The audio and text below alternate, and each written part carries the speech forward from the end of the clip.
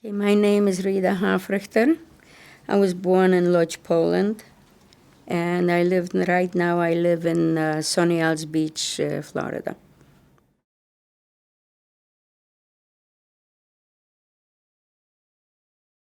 Well, I had many experiences having been in the Holocaust for 5.5 years. I experienced many different things. The one most in my memory, of course, is the Warsaw ghetto uprising and the uprising that followed that, which was the Polish uprising. I survived both of them. And it's an experience which, after being in the ghetto for a number of years, for 3 years actually, and living through the hunger and starvation and illnesses, epidemics, actions, killings, and so forth. The culmination of it was the uprising.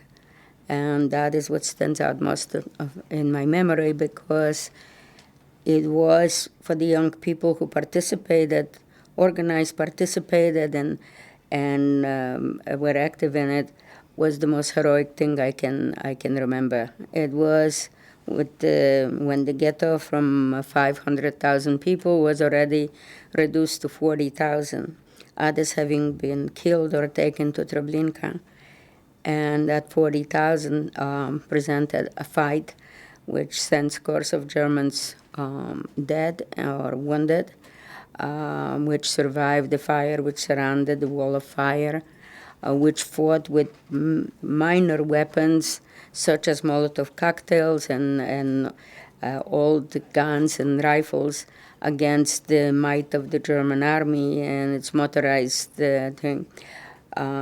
Many of the fighters in the ghetto died by throwing themselves under a tank with a Molotov cocktail in order for it to explode the tank. So I saw visions that no child and no person should really see, but they were acts of great heroism.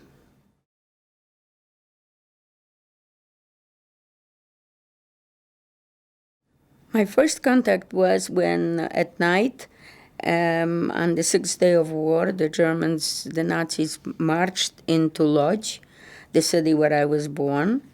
It was at nighttime, and when we could hear their boots and the heavy artillery and tanks rolling in through the streets, and the next morning the city was occupied with a lot of martial law orders being immediately placed, limiting our freedom.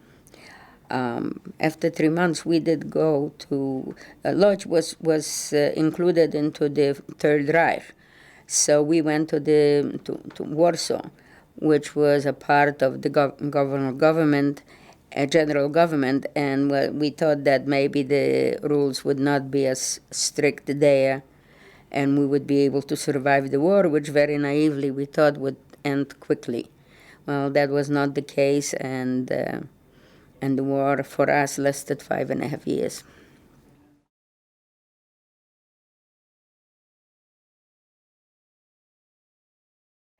I can describe it, but I was not a part of it until 1944, where Warsaw was evacuated after the Polish uprising.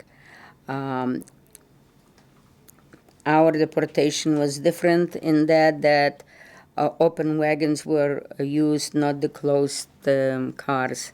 So, but of course, I saw many times the people marching, including Janusz Korczak and the orphanage, as they were led to Amschlagplatz, and many others, many of my friends. The building would be all of a sudden emptied, and we would see them being marched to Umschlagplatz and so forth. But as I said, I myself was not on that the particular journey. I was on it later on when the rest of the Warsaw was evacuated.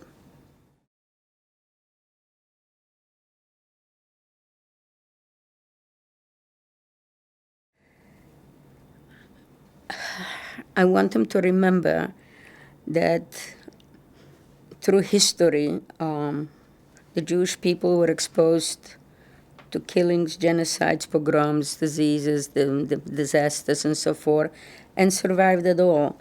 And in greatly limited numbers, but they survived it. The most thing I remember is the children and their suffering, but the message that I would like young people to remember is something that has been said before, and I'm quoting here. Do not be a victim, do not be a perpetrator, and above all, don't be a bystander. And unfortunately, too many people today see horrific things happen and do not do anything about it. And that is as bad as being a perpetrator. And I would like young people to have the courage to stand up for their beliefs and to see to it that the horrors that have through centuries and only very recently and even still ongoing, things do not happen anymore, that people learn to live in peace, in harmony, and in friendship.